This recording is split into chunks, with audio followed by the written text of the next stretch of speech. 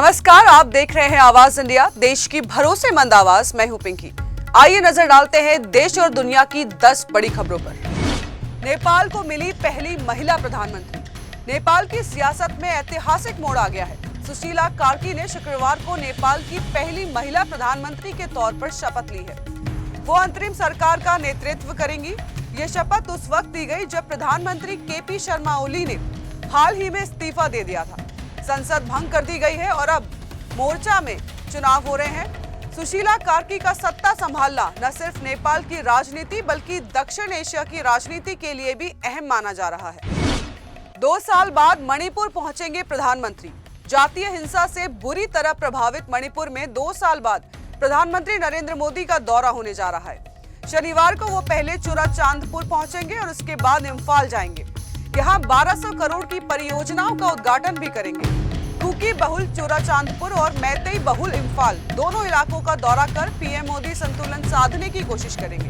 मणिपुर की राजनीति और शांति प्रक्रिया पर इस दौरे के बड़े असर की उम्मीद जताई जा रही है। राहुल गांधी का वार, वोट चोरी सबसे बड़ा मुद्दा। गुजरात में कांग्रेस नेता राहुल गांधी ने मोदी सरकार पर बड़ा हमला बोला है। उन्होंने कहा है कि मणिपुर का संकट अपनी जगह है, लेकिन आज देश का सबसे बड़ा मुद्दा वोट चोरी है। राहुल गांधी ने पार्टी कार्यकर्ताओं से अपील की है कि जनता का भरोसा कतई न तोड़ें। राहुल ने आरोप लगाया है कि हरियाणा और महाराष्ट्र के चुनाव चुराए गए हैं और अब लोकतंत्र पर सीधा हमला हो रहा है। दिशा पाटनी के घर पर फायरिंग। उत्तर प्रदेश के बरेली स्थित बॉलीवुड एक्ट्रेस दिशा पाटनी के घर पर शुक्रवार तड़के बाइक सवार बदमाशों ने फायरिंग कर दी है। इस घटना में कोई हताहत नहीं हुआ है। गैंगस्टर गोल्डी बराड और रोहित गोदारा ने जिम्मेदारी लेते हुए सोशल मीडिया पर पोस्ट किया है। उन्होंने कहा है कि ये फायरिंग दिशा पाटनी की बहन खुशबू द्वारा साधु संतों पर की गई टिप्पणी का बदला है। पोस्ट में चेतावनी भी दी गई है कि आगे अगर सनातन का अपमान हुआ तो अंजाम गंभीर होंगे। गणेश विसर्जन जुलूस में भीषण हादसा। कर्नाटक के हासन जिले में गणेश विसर्जन जुलूस एक बड़े हादसे की गवाह बना है। हसन मैसूर नेशनल हाईवे 373 पर एक ट्रक बेकाबू होकर डिवाइडर तोड़ते हुए सीधे जुलूस में घुस गया।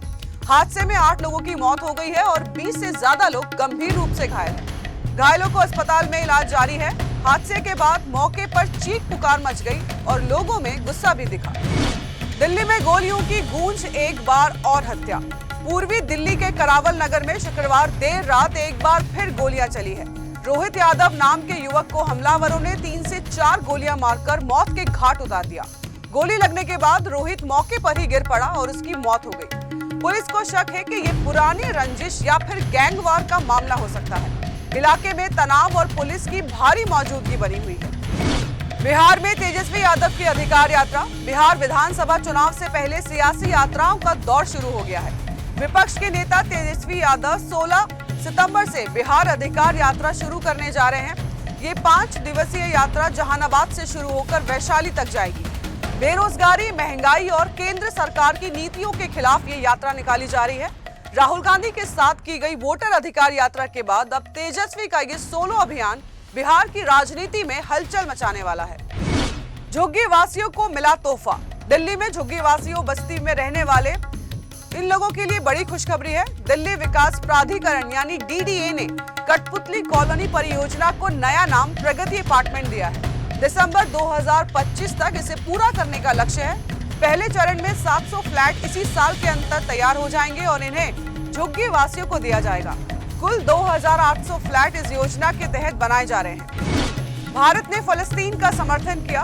भारत ने एक बार फिर फलस्तीन मुद्दे पर अपनी परंपरागत नीति का पालन किया है। संयुक्त राष्ट्र में इजराइल फलस्तीन विवाद के समाधान पर हुए मतदान में भारत ने स्वतंत्र फलस्तीन राष्ट्र के पक्ष में वोट किया। ये प्रस्ताव फ्रांस और सऊदी अरब की ओर से लाया गया है। कुल 142 देशों ने इसे समर्थन दिया है। इजराइल के साथ गहरी रणनीतिक साझेदारी के बावजूद भारत ने फलस्तीन का साथ देकर संतुलन साधने की कोशिश की है। भारत पर ट्रंप का बड़ा बयान। अमेरिकी राष्ट्रपति डोनाल्ड ट्रंप ने स्वीकार किया है कि भारत पर 50% टैरिफ लगाने की वजह से रूस तेल खरीद हुई है। ट्रंप ने कहा है कि भारत रूस का सबसे बड़ा ग्राहक था और ये फैसला आसान नहीं था। इस कदम से दोनों देशों के रिश्तों में दरार आई। अमेरिकी चैनल फॉक्स एंड फ्रेंड्स को दिए इंटरव्यू में ट्रंप ने माना है कि इस फैसले से भारत अमेरिका संबंधों में तनाव पैदा हुआ है। तो देश और दुनिया की बड़ी खबरों के लिए फिलहाल में इतना ही। जुड़े रहिए आवाज इंडिया के साथ, फिर होगी मुलाकात। तब तक के लिए नमस्कार।